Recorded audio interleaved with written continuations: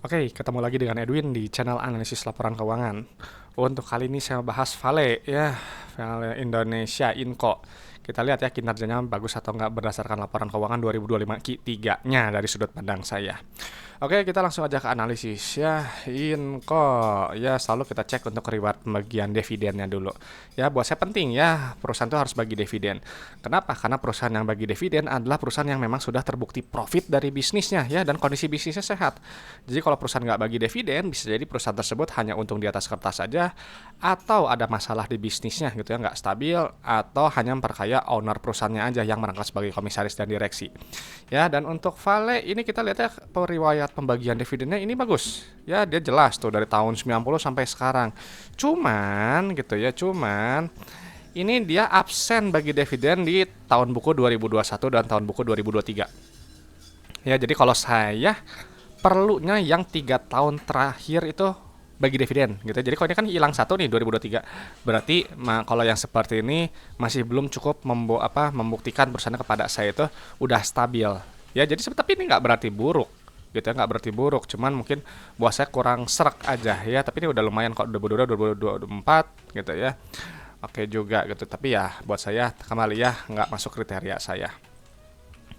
Oke, untuk Vale ya ini ribuan dolar AS ya, ribuan USD, kita kaliin dulu kursnya. Oke. Oke, udah sama ya. Kita langsung cek bagian kasta kas ya. Penting ya kita melihat kasta kas, karena kasta kas ini adalah jumlah uang yang ada dalam dompet perusahaan ya. Punya fungsi uang kas ini untuk bayar operasional usaha, ekspansi usaha, dan juga untuk bayar pinjaman ke bank. Jadi nilainya nggak boleh terlalu sedikit ya. Kalau terlalu sedikit nanti bisa jadi perusahaan nggak bisa bayar operasionalnya atau mungkin ketiganya. Ya, dan untuk posisi kasta kas si Inco ini turun ya dari 674.000 dikali kurs jadi 496.000. Ya, jadi ini kenapa turun nanti kita cek di laporan arus kasnya. Nah, oke, untuk ekuitas gitu ya, kita kepencet.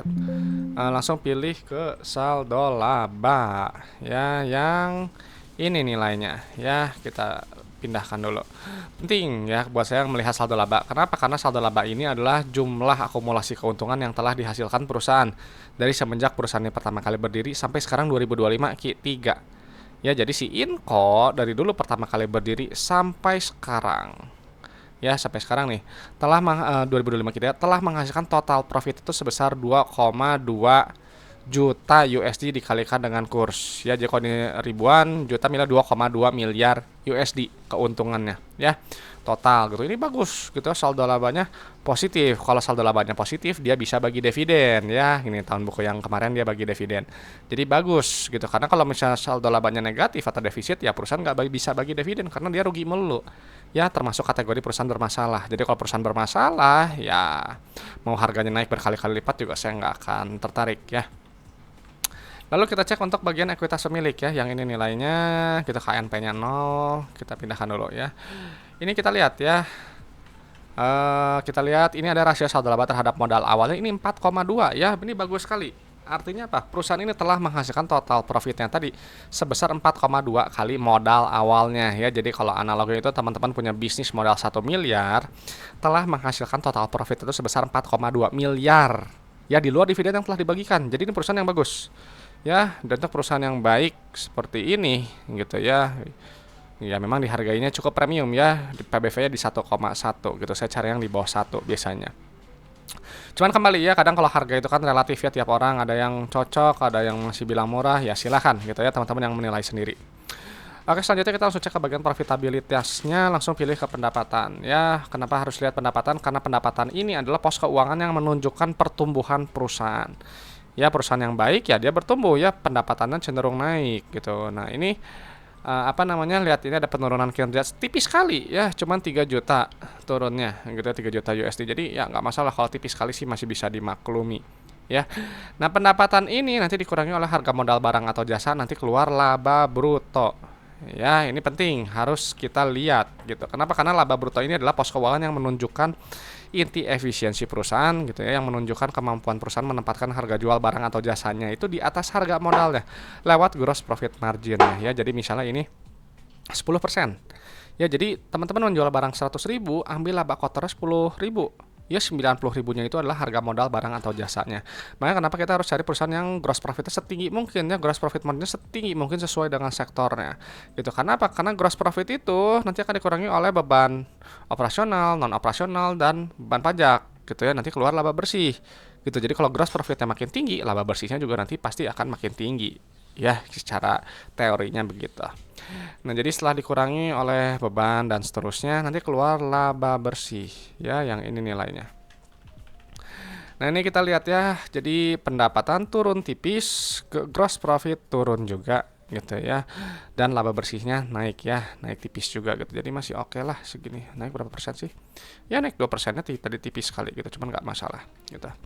Nah, memang untuk seperti ini, dengan kondisi seperti ini, secara PER memang ini mahal ya. Dia PER-nya di 45 kali gitu. Saya cari yang di bawah dari 15 ya. Teman-teman harus tahu kalau PER itu adalah jumlah waktu dalam satuan tahun untuk balik modal berdasarkan earning per share.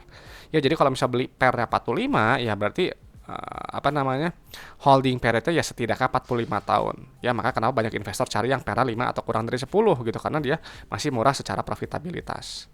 Ya, jadi ini ya masih kemahalan ya. Buat saya tentunya. Oke, setelah itu kita langsung cek ke bagian laporan arus kas ya, atau laporan yang sering dilupakan oleh berita dan analis. Selalu kita cek penerimaan kas ya, yang ini ya. Kenapa? Karena penerimaan kas ini untuk melihat gitu ya jumlah uang yang dibayarkan customer kepada perusahaan. Dia berbeda dengan pendapatan ya. Kalau pendapatan kan sifatnya akrual, cuman dicatat di atas kertas aja. Tapi kalau penerimaan kas itu ya tadi ya, customer bayar berapa gitu ya ke perusahaan. Jadi misalnya ini kan rasionya 100% nih. Artinya kalau teman-teman jual barang 100 juta, ya customer bayar 100 juta. Gitu full bayarnya. Ya, jadi nggak DP-DP-an lah. Gitu ya. Ingat, penerimaan kas harus tinggi untuk apa? Gitu tadi, untuk kembali fungsinya, untuk bayar operasional, ekspansi usaha, dan juga untuk bayar pinjaman ke bank. Ya, jadi dia bilang si Inco pendapatan 705 juta USD gitu ya, uang yang terima 710 juta USD. Sekarang uangnya udah dikumpulkan nih ya, terima segini, bayar supplier, bayar operasional ya, bayar karyawan dan seterusnya. Nanti keluar net CFO yang ini nilainya. Wajib positif. Ya, kenapa? Karena kalau dia positif artinya bisnisnya ini menghasilkan uang tunai gitu ya. Jadi uang itu nggak cuma habis hanya untuk bayar operasional aja, hanya untuk bayar gaji karyawan supplier itu gitu ya, nggak habis gitu. Jadi buat apa teman-teman punya bisnis yang hanya uangnya itu habis hanya untuk bayar gaji karyawan aja, hanya untuk bayar suppliernya aja, ya kan nggak dapat uang sisa, betul nggak gitu ya. Jadi cari makanya yang positif ya CFO-nya. Nah, setelah itu kita lihat untuk aktivitas ekspansi usahanya gitu ya nih ya. Ini nilainya negatif ya, artinya bagus, artinya perusahaan berekspansi gitu ya, semakin lama semakin besar, atau memelihara aset produktifnya. Ya ini nih, pembelian aset tetapnya, ini kan belanja modalnya. Ya, ini bagus. Ya, cuman uniknya gini. Ya, ini kan dia operasionalnya dia lebih kecil ya daripada ekspansi usahanya. Kadang biasanya kalau perusahaan yang seperti ini, polanya seperti ini biasanya bergantung sama pinjaman ke bank. Ya, cuman di sini nggak ada. Ya, ini nilainya negatif gitu. Jadi apa? Ini baik sebenarnya gitu ya. Kenapa? Karena dia nggak mengambil pinjaman lagi gitu ya dari bank yang berbunga gitu. Jadi kalau dia ambil pinjaman ya nilainya positif. Tapi kalau misalnya dia negatif ya kayak gini, dia pembayaran dividen, pelunasan liabilitas, atau pelunasan kalau misalnya ada pinjaman ke bank gitu. Jadi dia melunasin nilai negatif, ya carinya yang seperti ini. Cuman memang gitu ya, dengan dia berekspansinya ini kan terlihat lebih agresif ya dibandingkan dengan periode sebelumnya. Dia ekspansinya itu dia dari operasional dan juga ada penurunan kas ya, jadi harus mengeluarkan uang dari dompetnya gitu. Jadi ini posisi kasnya melemah gitu. Cuma kita lihat aja nanti kuartal berikutnya apakah kasnya bisa dipertahankan lebih baik gitu atau enggak ya. Nah, cuman kembali ya, di sini kita lihat ini di periode sebelum ini ada penerbitan saham baru ya, berarti ada suntik modal gitu. Kenapa? Ya mungkin untuk bayar ekspansinya ya, karena saya nggak ngecek ya, nggak membandingkan yang di 2024 dengan 2023 gitu. Oke, karena dia ini terlihat gak ada pinjaman gitu, jadi saya mau cek rasio lancarnya ya. Untuk rasio lancarnya 844 dibandingkan dengan 39 nya. Untuk rasio lancarnya tinggi sekali ya, 2 lebih ya. Jadi untuk jangka pendek secara rasio lancar aman, dan untuk secara kas rasionya ini 496 dibandingkan 309. Ini juga rendah resiko ya, dia bisa melunasi liabilitas yang kurang dari setahun ya, yang harus dilunasi gitu, langsung lunas ya. Dan untuk spesifiknya tadi ya, untuk rasio kas terhadap short term debt-nya, ini short term debt-nya nggak ada ya, dia sama sekali nggak ada pinjaman ke bank ya, nggak ada utang berbunga, jadi ini bagus ya. Jadi untuk jangka pendek ini rendah resiko Ya sebenarnya ini untuk rendah resiko. Nah, lalu untuk jangka panjang, kita lihatnya untuk DR-nya kecil sekali ya. Jelasnya pas 91 dibandingkan 2,7 ya, jadi ini kecil sekali. Lalu untuk long term debt to equity-nya ini juga nggak ada ya. Nggak ada apa utang bank jangka panjang, nggak ada obligasi juga. Jadi ya udah, jangka panjang juga rendah resiko ya.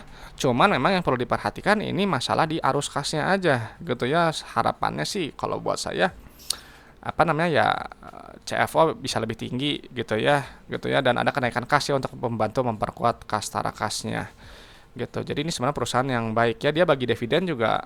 Kenapa ya, buat apa menyimpan kas itu ya, kas kelebihan kas gitu, kenapa nggak dinikmati aja oleh pemegang sahamnya.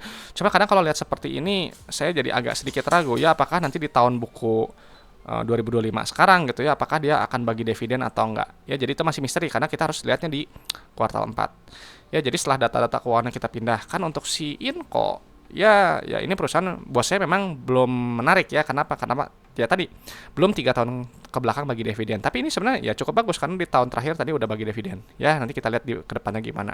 Saldo labanya positif gitu ya, telah menghasilkan total profit itu sebesar 4,2 kali modal awal ya, ini baik. Dan untuk perusahaan seperti ini dia agak premium ya, di PBV 1,1, PR-nya memang ini agak kemahalannya di 45. Secara pola arus kas baik ya, polanya plus min min, tapi ada penurunan kas tarakas yang cukup besar ya, jadi perlu diperhatikan dari ke kuartal-kuartal berikutnya gitu. Dan jadi ini perusahaan nggak ada itu ya, utang berbunga ya gitu. Jadi ini untuk jangka pendek jangka panjang rendah resiko, tapi tetap ya harus kita pantau untuk bagian si laporan arus kasnya di kuartal berikutnya. Itu aja mungkin pendapat saya untuk si Inco ya. Nggak tahu nih buat teman-teman masih bagus nggak ya si Inco, murah atau mahal gitu ya. Ada kok punya pendapat, sharingkan di kolom komentar ya. Dan ini teman-teman harus tahu ya, kalau analisis laporan keuangan itu hanya sebagian kecil dari fundamental ya, karena hanya menilai kinerja masa lalu sampai 2025 Q3. Jadi untuk Q4 sekarang berjalan, tahun ke depannya gimana saya nggak tahu ya. Teman-teman yang harus lakukan analisis lebih lanjut, proyeksikan sendiri apakah masih bagus atau enggak ya. Dan sekali lagi kita nggak bahas tentang harga sahamnya ya, kita hanya bahas kinerja berdasarkan laporan keuangannya aja gitu. Oke teman-teman, itu aja. Mungkin kalau ada teman-teman ada pertanyaan atau ada request saham, sampaikan aja di kolom komentar ya, supaya nanti saya jadwalkan gitu ya. Dan saya terbuka untuk kerjasama gitu, apa sponsorship dan juga collab gitu ya. Yang berminat bisa hubungi saya, kontak saya ada di screen dan di deskripsi video. Oke teman-teman, terima kasih sudah menyimak gitu ya, semoga bermanfaat gitu ya, dan semoga sharing dari saya ini bisa memperkaya pandangan teman-teman dalam menilai suatu perusahaan ya. Saya Edwin dari channel analisis laporan keuangan, sampai jumpa di video-video berikutnya.